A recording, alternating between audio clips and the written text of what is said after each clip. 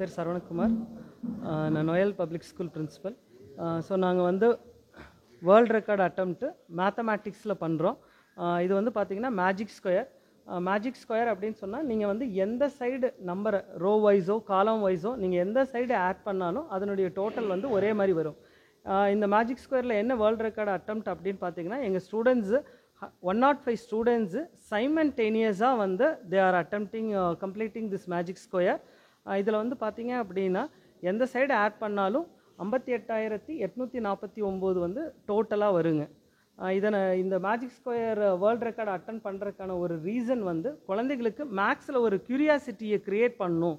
அவங்களுக்கு வந்து மேக்ஸ் வந்து டஃப்புங்கிறத வந்து சேஞ்ச் பண்ணணும்.